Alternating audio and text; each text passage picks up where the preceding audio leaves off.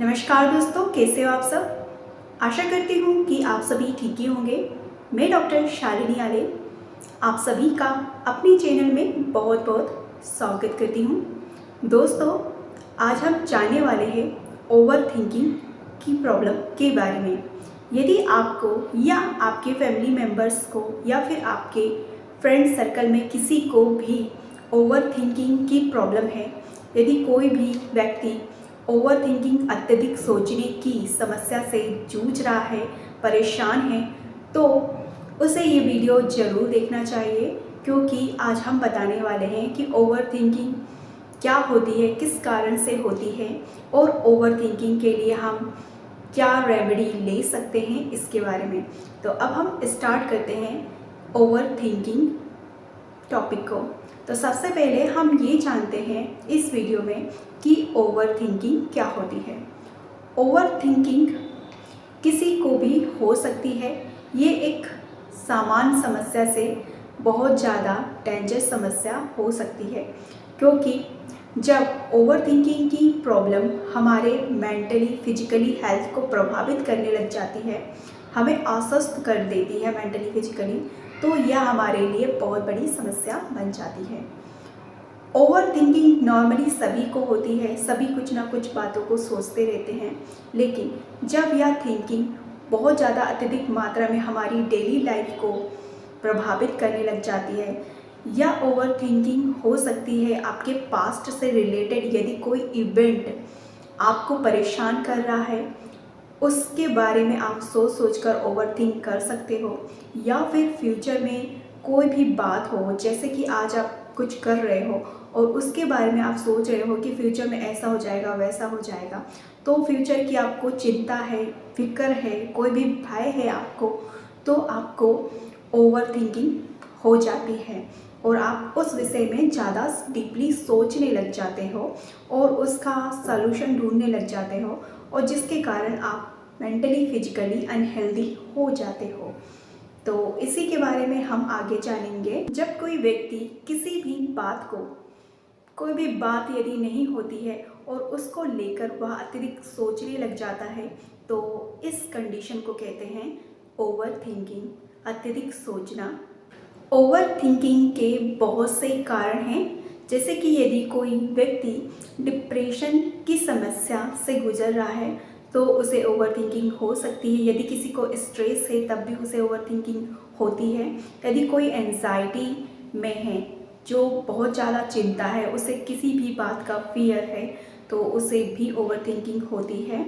और इसके अलावा जेनेटिक फैक्टर भी एक कारण होता है ओवर थिंकिंग होने का। यदि उनकी फैमिली में कोई भी व्यक्ति ओवर थिंकिंग करता है तो आने वाली पीढ़ी को भी ओवर थिंकिंग की समस्या परेशान कर सकती है।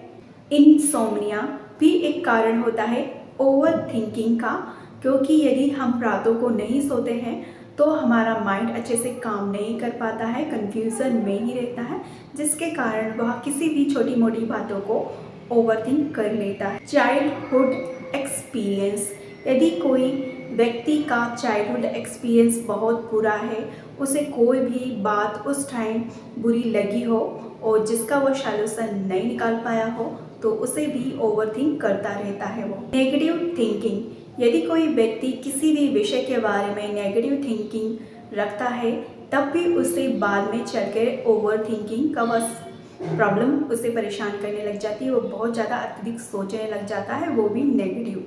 तो ये भी उसकी मेंटली हेल्थ के लिए बहुत ही डेंजरस होता है। फियर ऑफ फेल्यूर, यदि किसी व्यक्ति को फेल होने का फियर रहता है किसी भी विषय में, तो उसे भी ओवर थिंकिंग हो जाती है। परफेक्शनिज्म, यदि कोई व्यक्ति किसी भी काम को परफेक्ट तरीके से नहीं कर पाता है तो वह इसी के बारे में सोचता रहता है कि उससे यहाँ गलती हो गई, वहाँ गलती हो गई, इस विषय में गलती हो गई।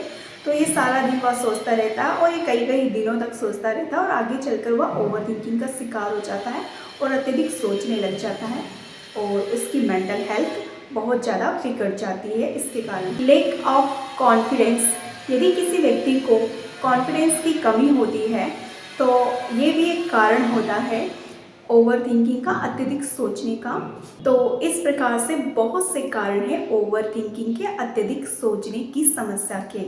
अब हम आगे चलते हैं इस वीडियो में और देखते हैं कि यदि किसी को ओवर थिंकिंग की प्रॉब्लम है, अत्यधिक सोचने की समस्या से वह परेशान है और उसकी डेली लाइफ इसके कारण डिस्टर्ब हो गई है, तो वो आगे चल के होम्योपैथी मेडिसिन कौन सी ले सकता है, इसके बारे में हम जानते हैं। होम्योपैथी मेडिसिन मेंटली और फिजिकली पेशेंट को बहुत ही अच्छे से सुरक्षित तरीके से ट्रीट करती है। इसलिए यदि आपको ओवर थिंकिंग की प्रॉब्लम है तो होम्योपैथी मेडिसिन को आप ज़रूर खाइए और ये आपके कोई भी साइड इफ़ेक्ट नहीं करेगी, साथ ही यह आपकी प्रॉब्लम को हमेशा के लिए ठीक करने में सक्षम होती है। तो अब हम होम्योपैथी मेडिसिन के बारे में जानते हैं कि ओवर थिंकिंग में हम कौन सी होम्योपैथी मेडिसिन को प्रिस्क्राइब कर सकते हैं। तो इसमें हमारी सबसे पहली मेडिसिन है वो है एकोनाइट नेप्लस मेडिसिन। एकोनाइट मेडिसिन के पेशेंट को पहचानने का ये एक बहुत ही अच्छा सिम्टम्स है कि यदि कोई व्यक्ति ये कहता है कि उसे बहुत ज़्यादा फियर हो गया है, जिसके कारण उसे पैनिक अटैक आ गया है और उसे इतना ज़्यादा फियर है इस बात का कि उसकी डेथ होने वाली है, वो मरने वाला है, तो इसके कारण वो बहुत ज़्यादा फियर में रहता है, डर में रहता है। और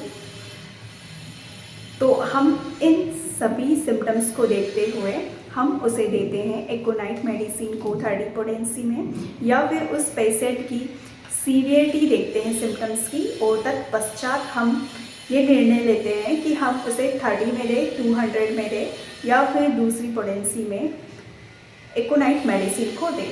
तो इसमें पेशेंट को अचानक से ही सिम्टम्स उठते हैं तो हम इस मेडिसिन को 30 में देंगे, एक दिन में एक बार इसकी 4 पिल्स, और उसके बाद हम इसे एक दिन या 2 दिन बाद फिर से रिपीट करेंगे।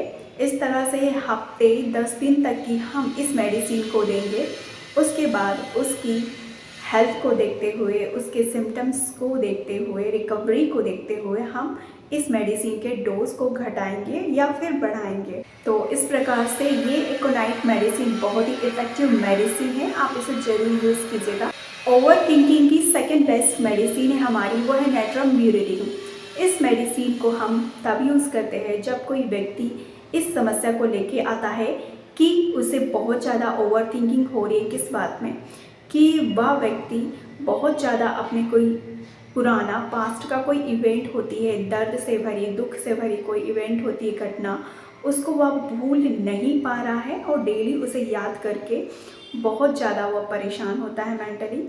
और साथ ही यह दर्द वह हमेशा सबसे छुपाए रखते हैं, किसी को भी अपनी बात नहीं बताता है, किसी से भी अपनी दर्द भरी दास्तां का शेयर नहीं करता है, जिसके कारण उसे मेंटली फिजिकली बहुत ज़्यादा प्रॉब्लम होती है। तो यदि ऐसा कोई पेशेंट हमें मिलता है तो हम उसे डेफिनेटली देंगे नेट्रम मेडिसिन को।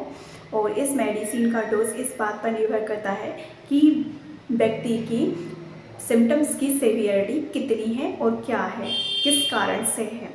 तो अब हम इसे दे सकते हैं 30 पोटेंसी में, एक दिन में एक बार इसकी 4 पिल्स को, और इसके बाद हम रिपीट करेंगे 1-2 दिन बाद। इसी तरह से हम हफ्ते 10 दिन तक की उसे देखेंगे। उसके बाद हम सिम्टम की सिवियरिटी के अनुसार उसके डोज को घटाएंगे, बढ़ाएंगे।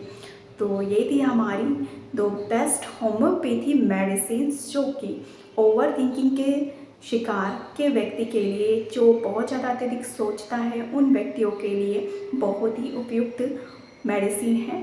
आज का यह वीडियो यही समाप्त होता है। अब हम आप सभी से मिलते हैं अपने नेक्स्ट वीडियो में। तब तक के लिए नमस्कार, अपना ख्याल रखिए।